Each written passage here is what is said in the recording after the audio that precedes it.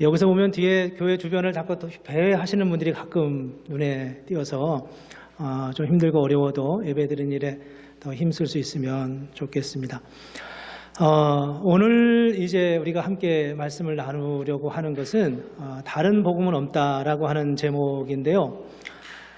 사실 여러분들은 이제 어떻게 말씀을 계속 들어왔는지 모르지만 들으셨는지 모르지만 4월 달부터 고난주간 그리고 또 종료주일 그리고 또 부활주일을 지나오면서 5월 달에 가정의 달 그리고 6월 달 되면서 우리가 꼭 나누었으면 좋겠다고 생각하는 몇 가지 주제들을 지금 나누느냐고 그동안 나누었던 디모데전서 말씀이 중단된 지가 근 한 3달 정도 됐습니다. 그래서 이제 다음 주부터는 우리가 디모데전서로 돌아갈 계획인데 이제 오늘까지 우리가 좀 꼭 필요한 특별한 주제를 가지고 함께 말씀을 나눌 계획을 가지고 오늘까지 왔습니다.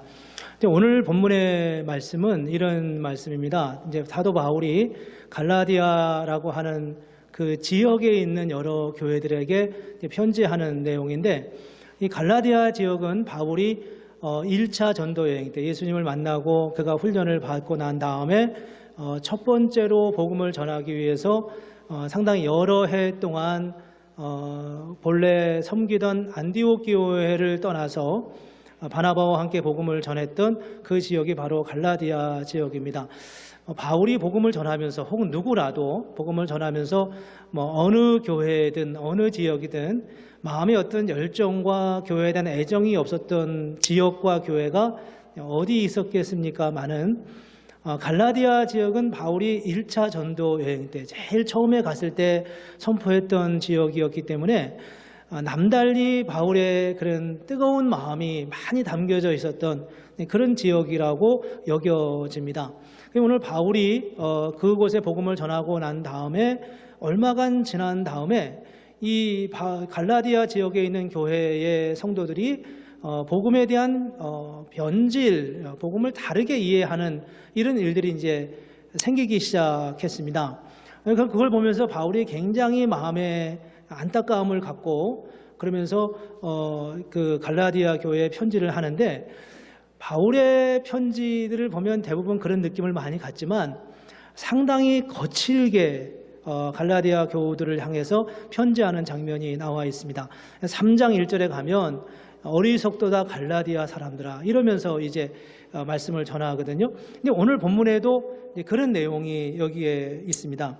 6절에 보면 이렇게 말씀해요. 그리스도의 은혜로 너희가 너희를 부르신 일을 이같이 속히 떠나 다른 복음을 전하는 것을 따르는 것을 내가 이상하게 여긴다. 내가 가서 복음을 전한 지가 얼마 됐다고, 내가 교회를 세운 지가 얼마 됐다고 벌써 이같이 속히 복음에서 떠나 그렇게 전혀 다른 교회 아닌 것처럼 그렇게 돼서야 되겠냐 이렇게 이제 안타깝게 외치는 그런 모습을 볼 수 있습니다.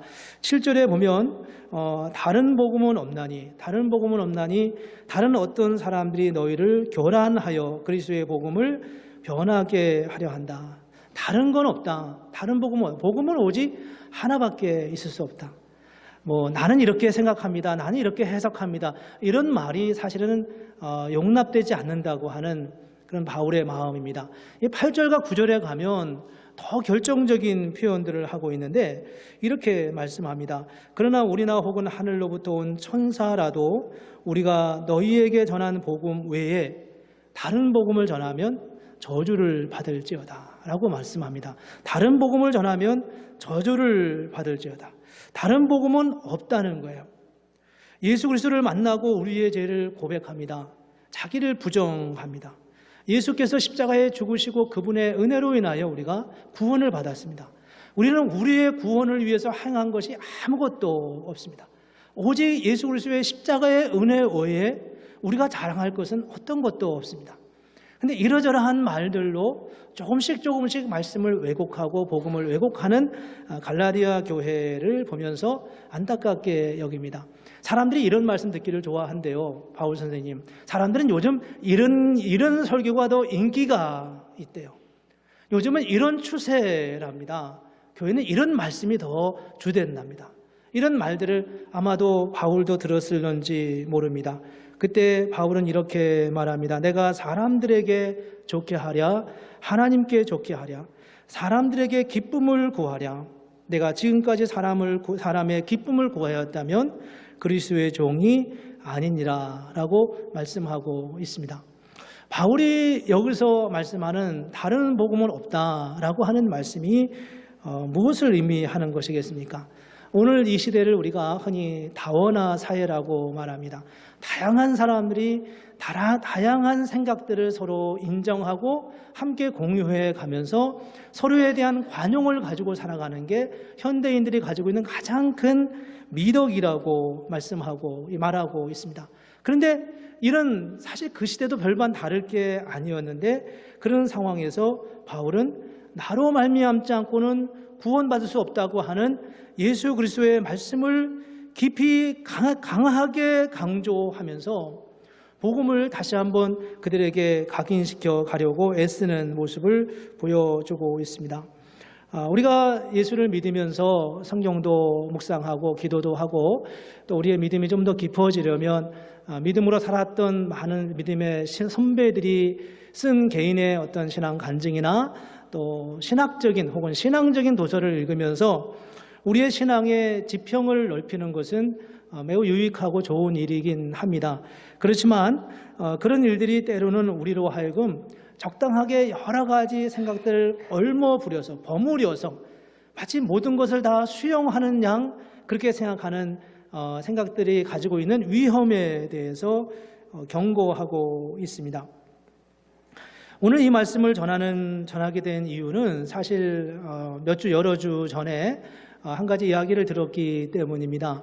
어느 구역 안에서 요즘 여러분 들으셨는지 모르겠지만 도마 복음이라고 하는 말씀을 들었대요. 그래서 이제 이거에서 어떻게 생각하는지 구역 안에서 함께 나누기도 했고 또 구역 모임에서 구역장님 중에 한 분이 이런 이야기를 우리가 들었는데 이걸 우리가 어떻게 답을 해줬으면 좋겠느냐, 이게 건강한 건지 아닌지 우리가 이걸 어떻게 받아들여야 되는지 이런 부분에 대한 질문을 해 오셨습니다. 그래서 참 고민이 많았어요.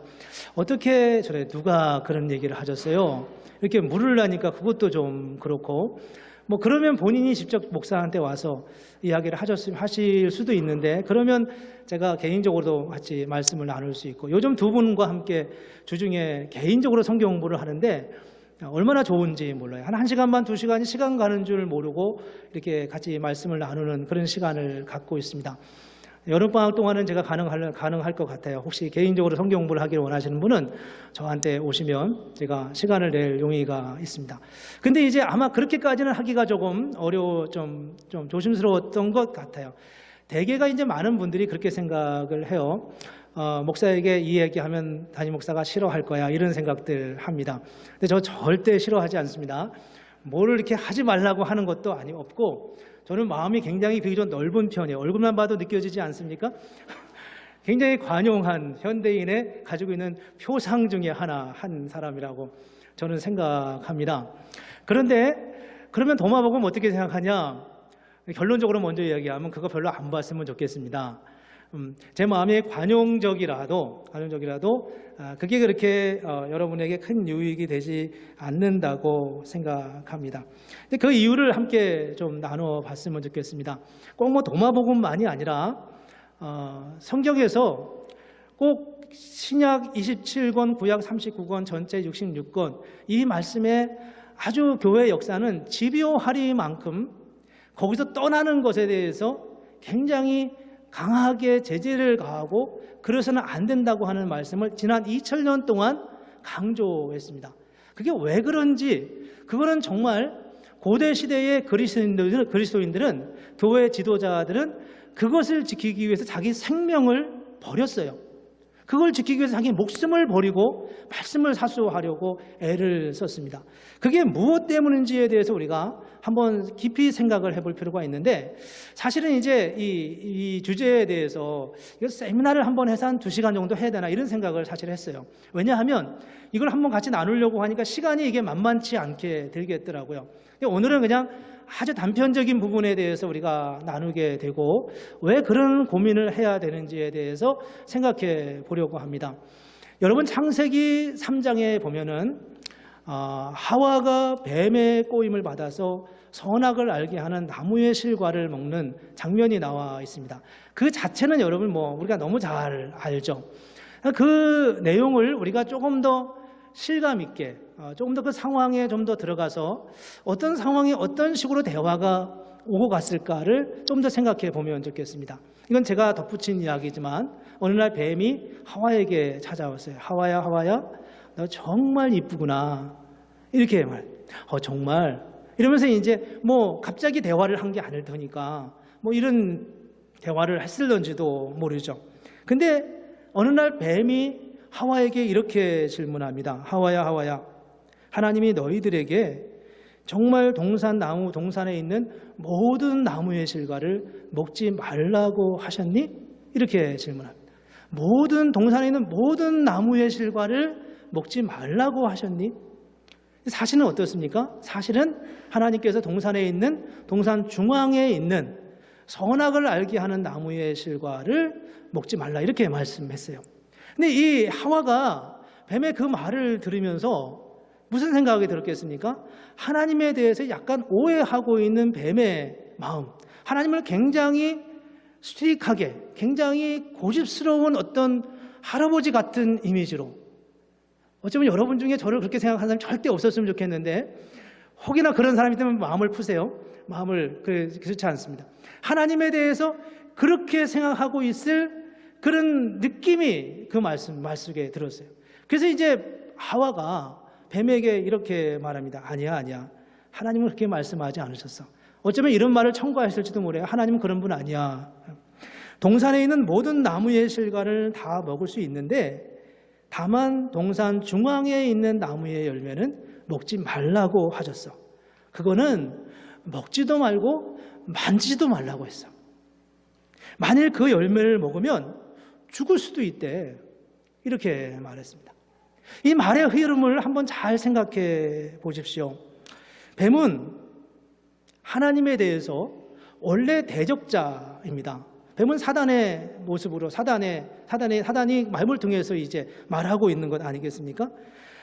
그 뱀이 하나님에 대해서 규칙과 법규로 하와를 옥죄는 분인 것처럼 그렇게 하나님에 대한 이미지를 각인시키면서 지금 하와에게 접근하고 있는 겁니다. 하나님의 지음을 받고 하나님과 늘 교제하며 하나님으로부터 공급하시는 그 은혜를 누리고 살아가는 하와에게는 뱀에게 너 하나님을 오해하고 있는 거야 이러면서 말을 변호할 어떤 마음의 부담을 갖게 되었을 것 같아요. 그래서 뱀이 하와가 이렇게 말하는 거야. 아니야 그렇지 않아. 하나님은 사실 다 먹지 말라고 한 게 아니라 그 중에 동산 중앙에 있는 나무의 실과만 먹지 말라고 하셨어. 그렇게 하고 나니까 그렇게 하면서 그 말을 강조하기 위해서 뭐라고 얘기했냐면 그것은 먹지도 말고 보지도 말래. 근데 사실 보지도 말라 이런 말은 만지도 말라 이렇게는 말하지 않지 않았습니까? 만지지도 말래 이렇게 강조를 하고 나니까 사람이라는 게 너무 강조하고 나면 그 다음에 내가 너무하는가 봐. 그런 마음이 들어서 좀 그걸 풀어야 된다는 생각이 들었을 것 같아요. 제 입장에서는 그랬을 것 같아요. 그래서 두 번째 한 말이 이렇게 한 말입니다. 만약 네가 그 열매를 먹으면 죽을 수도 있대. 죽을 수도 있대.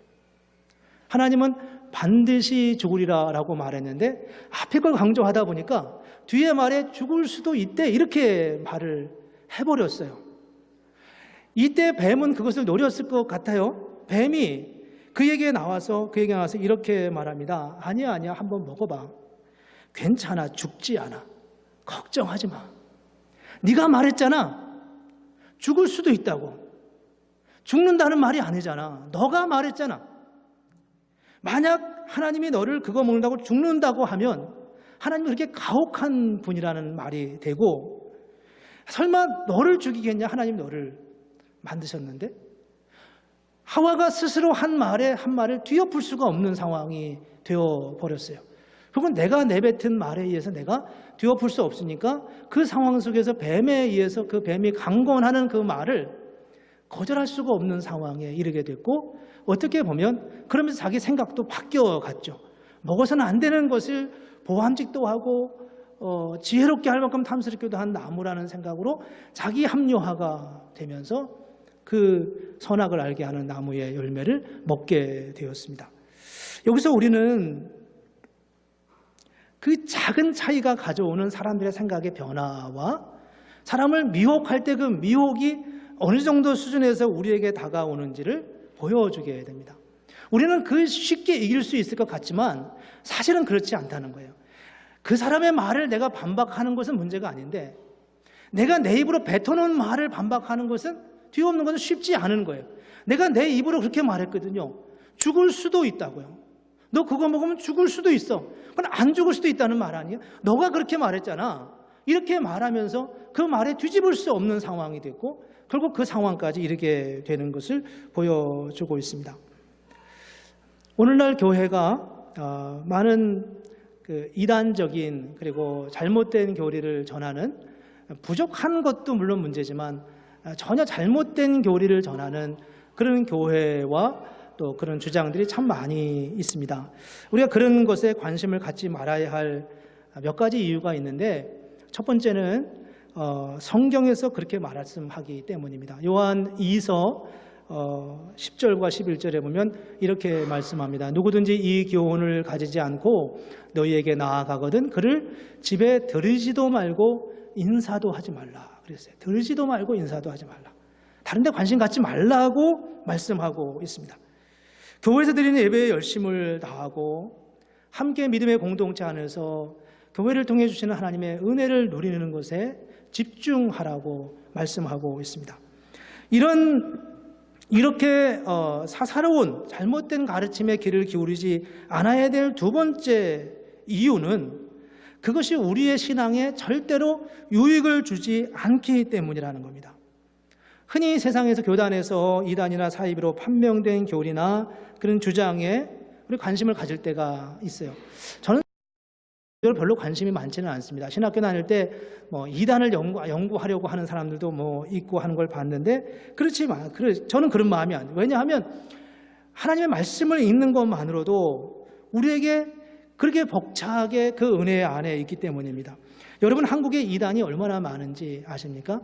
자칭 예수라고 주장하고 자칭 하나님이라고 주장하는 사람이 한국에 무려 100명이 넘는다는 사실을 아시나요? 저 이단 대표적인 한국의 이단이 8개가 나옵니다. 신천지로부터 시작해서 다락방, 하나님의 교회, 안식교, 통일교, 지방교회, 구원파, 정명석, JS라고 하는 그런 이단들이 있습니다.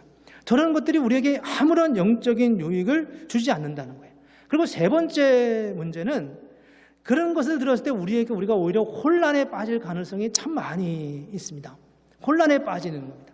우리가 그런 얘기를 듣고 잘 정리하면 좋은데 사실 그게 쉽지가 않아요. 쉽지가 않습니다. 그건 우리가 말씀이 옳지 않아서가 아니라 그 아주 혼동된 사회적 사고 구조는 우리를 혼란 속에 빠뜨리기 엄청 쉬워요. 앞서 말씀드린 하와가 뱀에게 미혹을 받는 과정을 보았잖아요.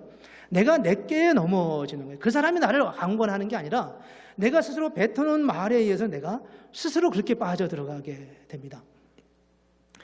오늘 도마복음을 말씀을 드리면서 사실 도마복음만 있는 게 아니라 우리가 모르는 복음서가 참 많이 있습니다. 유다복음서라고 보셨는지 모르겠어요. 유다복음, 십자가에 못 박힌 유다를 말합니다. 그가 쓴 복음서가 있다는 거예요. 언제 그걸 다 죽기도 전에 썼는지 모르겠어요. 누군가가 썼겠죠. 유다의 입장에서. 베드로복음도 있습니다. 다른 사람 아닌 베드로복음이에요. 근데 그것도 역시 성경 안에 들어오지 않았습니다. 성경 속에 대개 이제 시대적으로 크게 세 가지 정도의 그 흐름이 있는데, 구약 시대에는 바알과 아세라 신이 이스라엘 민족 안에 이렇게 들어왔죠. 이 바알과 아세라 신을 그들이 섬겨서 하나님 앞에 징계를 받고 책망을 받고 아주 어려움을 겪었습니다. 그런데 우리는 그때 어떻게 오해하냐면요, 그 이스라엘의 왕들이 하나님을 제껴놓고 바알과 아세라를 섬겼다고 생각합니다. 근데 사실은 그렇지 않고 그들이 하나님을 여전히 섬기면서 바알과 아세라도 섬겼어요. 대부분의 경우는요. 같이 그 안에 여호와의 선지자도 있었고 바알 선지자도 같이 공존했습니다. 하나를 배척한 게 아니었어요.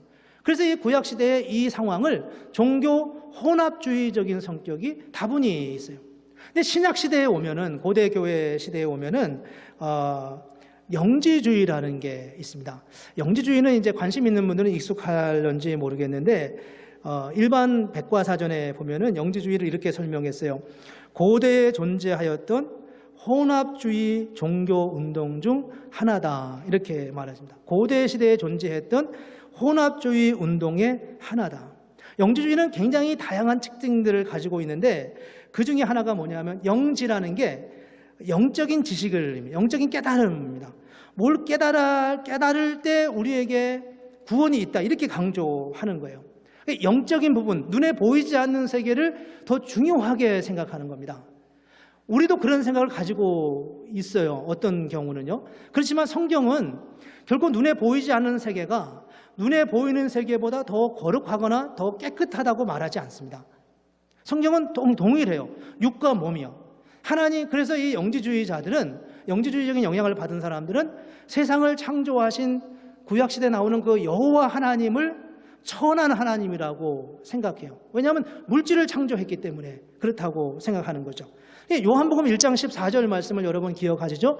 말씀이 육신이 되어 우리 가운데 거하심에 우리가 그 영광을 보니 무엇이 넘치다고요? 아버지의 독생자의 영광이요 은혜와 진리가 충만하더라. 육신으로 임하신 예수 그리스도 그 말씀을 보니 그분 안에 은혜와 진리가 충만하고 하나님의 독생자의 영광이었다. 이것은 그 당시 영지주의적인 생각을 많이 가지고 있던 사람들에게 영만 거룩한 게 아니라 예수님은 육신을 입고 이 땅에 오셨지만 육신을 입고 오셨음에도 불구하고 그분의 거룩함을 이야기하는 거예요.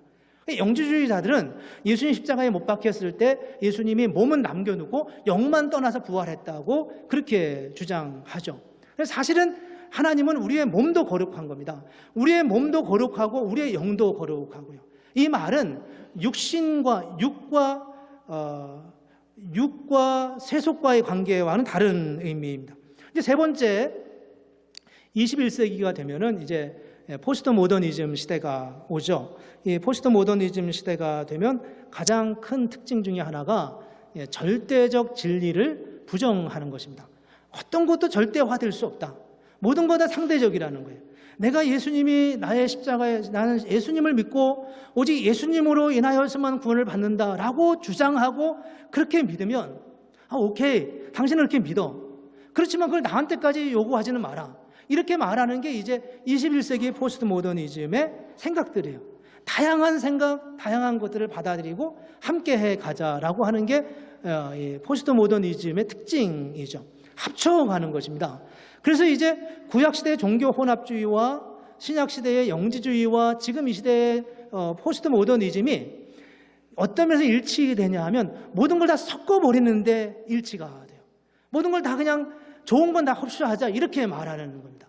여기에 이제 예수 그리스도의 유일한 구원의 역사가 사라져버리게 되고 합니다. 오늘 우리가 도마복음을 보면서 이 말씀이 여러분의 마음에 불편하지 않았으면 좋겠습니다. 도마복음을 보면서 그 유익한 걸 느껴요. 저도 이제 이야기를 들으면 도마복음에 대해서 도마복음도 이렇게 읽어보고 또 도마복음에 대해서 해설하는 책과 또 글도 읽어보려고 아주 애를 썼습니다. 굉장히 유혹받겠다. 저 강의를 들으면서는 정말 유익하다, 이런 생각이 들 만큼 그런 생각이 들었어요. 근데 결정적인 문제가 있습니다. 시간이 많지 않아서 다 말씀드리기가 참 어려운데 몇 가지 관점에서 간단하게 말씀을 드립니다. 첫 번째는 이 도마복음이라는 게 1945년 12월에 이집트 북부 지역에 있는 나그 하마디라고 하는 마을에서 모하메드 알리라는 사람이 농사를 지면서 땅을 파다가 발견했어요. 거기 이제 52개의 문서가 있었고 중복된 걸 빼면 46개가 있고 그중에 새로 발명된 이제까지 발굴되지 않았던 문서가 41개가 있었는데 그중에 하나가 이제 도마복음이랍니다. 실제적으로는 19세기에도 도마복음의 일부가 발견된 적이 물론 있었고요. 근데 이 복음, 이 문서를 언제 이게 묻혀졌는가를 이제 과학자들이 연구를 해보니까 주 4세기경이라고 이제 밝혀졌어요. 근데 주 4세기경이 어떤 시대냐 하면은 로마 제국이 이 기독교를 받아들이고 승인하고 국교로 만드는 과정까지 이어지는 게 바로 주 4세기경이에요. 313년에 기독교를 콘스탄티누스 대제가 받아들이고 392년에 그 기독교를 국교로 받아들이고 그 과정 속에 많은 일들이 있었습니다. 그 과정에 많은 일들이 있었는데 그때 이 문서가 거기에 묻혀져 갖고 1945년에 그 문서가 이제 발굴된 거였습니다. 그런데 문제는 그것이 일반적으로 우리가 이제 복음서 보면 마태, 마가, 누가, 요한복음이 있잖아요. 이 마태, 마가, 누가, 요한복음 이런 복음서가 이제 초대교회 때 이렇게 기록됐을 때 뒤에 보면은 우리 이제 그 파피루스 종이가 나오는데 그 화면을 좀 띄워주시면 좋겠습니다. 파피루스라고 하는 그 종이에다가 저런 종이에다가 이제 기록을 했어요. 저게 그 갈대 이파리를 가지고 이제 만드는 거거든요. 저게 주후 8세기 이내까지 계속 저 용지를 썼는데 저거는 굉장히 두껍게밖에 만들 수가 없는 거예요. 저렇게 만들어져서 성경을 저기다가 인쇄술도 발견되지 않았기 때문에 손으로 다 써서 그 성경이 기록이 되고 전수가 되었습니다. 이제 그렇게 되는 과정 속에서 그 성경이 얼마나 많이 기록이 되고 전해져 내려왔냐 하면은 신약 성경들 중에 히라모로 된 것이 현재 발견된 것이 5,800개고 라틴어로 쓰여진 성경이 10,000개가 이상이 되고 다른 고대 언어로 쓰여진 것이 9,300개 이상 된다는 겁니다. 그렇게 많은 문서들이 지금까지 내려오는 거예요. 우리가 지금 읽고 있는 이 문서, 이 성경 이대로 그때 말씀과 그때 발견된 말씀과 지금 우리가 읽고 있는 이 말씀에 일치하는, 조금 더 다르지 않은, 물론 약간의 차이는 있을런지 모르지만요. 그 수많은 문서들이 사람들의 손에 의해서 읽혀지고 또 그 말씀이 가르쳐지고 이래 해왔던 역사가 지나온 2000년 동안 있었던 거였죠. 근데 도마복음은 그동안 한 번도 발굴되지 않은 채 있다가 1945년에 비로소 발굴된 거예요. 누구에게도 읽혀지지 않은 거였다는 거예요. 누구에게도 전해지지 않았다는 거예요. 누가 보아도 이 말씀은 명백하게 하나님의 온전한 말씀이라고 말할 수 없는 그런 상황을 그 역사 자체가 보여주고 있음을 알게 됩니다. 그러면 이제 도마복음이 뭐가 문제냐, 그런 식으로만 말하지 말고 도마복음이 가지고 있는 문제가 뭐냐라고 말할 때 여러 가지 문제를 읽으면서 느꼈어요. 근데 한 가지 점만 한번 전하고 싶습니다. 도마복음은 전체 114구절로 되어 있어요. 근데 첫 번째 구절에 이런 말씀이 있습니다. 그리고 그분께서 말씀하셨다. 이 말씀들을 깨닫는 자는 누구라도 죽음을 맛보지 않을 것이다 라고 말했습니다. 이 말씀을 깨닫는 자는 누구라도 죽음을 맛보지 않을 것이다. 저 한 구절 가지고 우리가 모든 걸 다 이해하기는 어렵지만 저 말씀을 가지고 도마복음에 대해서 관심이 있는 연구를 많이 하신 어떤 교수님이 이렇게 평가를 내렸어요. 뭐라고 했냐 하면 이렇게 제가 읽어드립니다. 기독교에 이런 전통이 있었다는 사실에 감격했다. 도마복음에서 발견되는 예수는 공관복음에서 다루는 예수와 너무나 다르더라. 공관복음에서는 나를 따르라, 나의 제자가 되라. 그리고 요한복음에서는 나를 믿으라 라고 말한다. 그러나 도마복음에서는 깨달아라, 내 속에 있는 하나님을 찾으라 라고 말한다. 이건 기독교에서 듣지 못했던 새로운 복음, 새로운 예수님이 아닌가 생각한다. 이분은 당연히 도마복음을 좋아하시는 분이죠. 우리가 이제까지 보았던 복음서에는 나를 따르라, 나의 제자가 되라, 나를 믿으라 이렇게 말하는 게 전부였다는 거예요. 근데 도마복음은 나를 깨달으라, 너를 스스로 깨달으라, 내 속에 있는 하나님을 찾으라라고 말하고 있다는 겁니다. 도마복음이 강조하는 것은 깨달아야 된다는 건데 어디서 깨닫는 겁니까? 우리 내면에서 깨달아야 된다는 거예요. 도마복음 24번, 24번째 말씀에 이런 표현이 있습니다. 귀를 가진 자는 누구라도 듣도록 하라. 빛의 사람 속에 빛이 있다. 그리고 그 빛이 온 세상을 비춘다. 무슨 말씀인지 이해하시나요? 그것이 빛나지 않으면 그것은 어둠이다. 빛의 사람 속에 빛이 있다. 그 빛이 온 세상을 비춘다. 여러분 안에 빛이 있다는 겁니다. 우리 내면에 우리 스스로 변화될 수 있는 그런 어떤 빛이 우리 안에 있다고 소망을 주는 게 도마복음입니다. 성경은 뭐라고 말씀합니까? 성경은 우리가 어떻게 이런 운명이 되었습니까? 인간의 죄 때문에 됐다는 거예요. 인간은 그 죄로 인하여서 하나님의 영광에 이를 수 없다고 로마서 3장 23절에 분명하게 말씀하고 있어요. 인간에게는 그 누구도 그 어떤 방법으로도 구원에 이를 수 없다고 선언하는 게 성경의 선언입니다. 그래서 예수 그리스도께서 이 땅에 오셨고 당신 자신을 다 내주시기까지 친히 십자가에서 우리가 죽어야 할 죽음을 대신하시기까지 그렇게 죽으셔서 우리에게 구원의 길을 열어놓으셨다고 말합니다. 복음을 흐트리고 거기에 마치 우리 스스로에게 구원의 가능성이 있는 것처럼 우리가 노력해서 구원을 받을 수 있는 것처럼 그렇게 주장하는 순간 그리스도의 십자가의 그 역사와 그 은총을 욕되게 하는 것이라고 성경은 말씀하고 있습니다. 한번 생각해 보십시오. 제가 누군가가 너무 힘들고 어려워서 안타까워서 그를 도와야 되겠다고 생각했습니다. 그래서 너무 안타까운 거예요. 나도 가진 게 없어요. 도울 수 있는 방법이 없어요. 그런데 제가 가지고 있는 재산 다 재산이 있을까요? 재산이고 뭐고 다 하고 또 앞으로도 내가 20년 동안 갚겠다 이렇게 약속하고서 미리 회사로부터 땡겨가지고 돈을 받아가지고 그 사람을 다 도와줬습니다. 그 사람은 회복이 됐어요.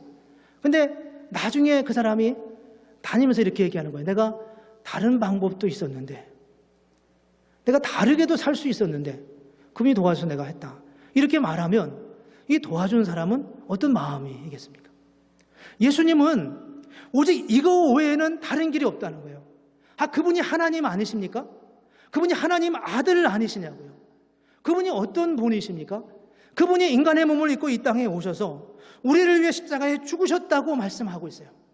그래서 오직 이거 외에는 그분을 믿고 받아들이는 것 외에는 다른 어떤 것도 구원의 길이 없다고 말씀하는 게 성경에서 강하게 피해갈 수 없는, 용납할 수 없는, 타협할 수 없는 복음의 진리이고 기준이라는 겁니다. 근데 도마복음은 뭐라고 말하면 너 안에 빛이 있다고 말하는 거예요. 너가 스스로 깨달으면 거기서 은혜, 거기서 구원의 길이 있다고 말하는 것입니다. 물론 그게 사람을 격려하는 거다. 뭐 그럴 수 있겠죠. 생각해봐. 열심히 하면 할 수 있어. 너 잘할 수 있어. 이렇게 말하는 건 우리가 얼마든지 할 수 있는 말이죠. 그러나 그것이 성경을 해석하는 그 일 안에 들어오면 어떻게 되냐는 겁니다. 그거는 복음을 희석화시키고 복음을 무너뜨리게 하는 것이고 우리의 믿음이 아무것도 아닌 것처럼 그렇게 만들어버리는 것입니다. 이거는 거기다 하나 더 붙이면 마치 1 플러스 1은 2가 되는 것처럼 복음도 내가 알지만 그들의 사상도 알면 도움이 되지 않겠냐 이렇게 말할 수 있는 유의 것이 아니라는 거예요. 아니라는 거예요. 앞서 말씀드린 것처럼 아담과 하와가 하와가 하나님을 욕되게 했습니까? 하와가 하나님을 나쁘게 말했습니까? 그렇지 않다는 겁니다. 하나님은 먹지 말라고 했어. 만지도 말라고 했어. 강조하다 보니까 그렇게 강조하게 됐어요. 그러고 나니까 내가 너무 강조한 것 같아서 죽을 수도 있대 그거 먹으면 이렇게 말해버렸습니다. 죽을 수도 있대. 근데 죽을 수도 있대라고 말하면서 어떤 결과가 됐어요? 자기 생각이 결국 사단의 뱀의 유혹을 뿌리줄 수 없는 상황에 갔어요. 그런 상황, 아주 작은 차이가 우리의 믿음을 어떻게 허무는지를 대표적으로 보여주는 그런 모습들입니다. 사실 드릴 말씀이 참 많이 있지만 그 당시 상황에서 교회는 정말 생명을 걸고 복음을 지켰어요. 우리가 알고 있는 삼위일체 하나님이라든지 예수님의 양성, 예수님의 신성과 인성이 같이 있다든지 이런 말씀들은 우리는 잘 이해하기가 어렵지만 우리도 마찬가지입니다. 생명을 걸고 지켜야만 되는 그런 성경적 진리였다는 겁니다. 그게 무너지면 다 무너지는 거예요. 당장은 아무것도 아닌 것 같지만 사실 그 안에 어마어마한 복음의 능력과 파워가 그 안에 담겨져 있습니다. 그래서 우리는 성경을 읽고 성경을 보는 일에 더 힘쓰고 애써야 합니다. 히브리서 4장 12절에 뭐라고 말씀하나요? 하나님의 말씀은 살았고 운동력이 있어 좌우에 나서는 어떤 검보다도 예리하여 혼과 영과 및 관절과 골수를 찔러 쪼개기까지 하며. 디모데후서 3장 15절 이하에 뭐라고 말씀합니까? 성경은 능히 너로 하여금 구원에 이르는 진리가 있게 하느니라. 모든 성경은 하나님의 감동으로 된 것으로 우리를 하나님의 사람으로 또 모든 선한 일을 행하기에 능한 하나님의 사람으로 우리를 세우신다고 말씀하고 있습니다. 성경 안에 우리의 마음을 모아야 됩니다. 그거는 주님이 우리에게 개인적으로 주신 진리였습니다. 그 말씀을 붙들을 때 우리는 그 안에서 참된 능력과 은혜를 맛볼 수 있습니다. 성경을 공부하는 건 우리의 지식적인 욕구를 채우는 것도 아니고요. 성경을 아는 것은 우리가 상식을 넓혀가기 위한 것이 아니라 그 말씀 안에 진리가 있고 그 말씀 안에 생명이 살고 죽는 문제가 그 안에 있기 때문에 말씀을 우리에게 주신 거였습니다. 집요하리만큼 집착한다고 말할 만큼 우리는 성경 안에 들어가야 합니다. 그 말씀에 귀를 기울여야 합니다.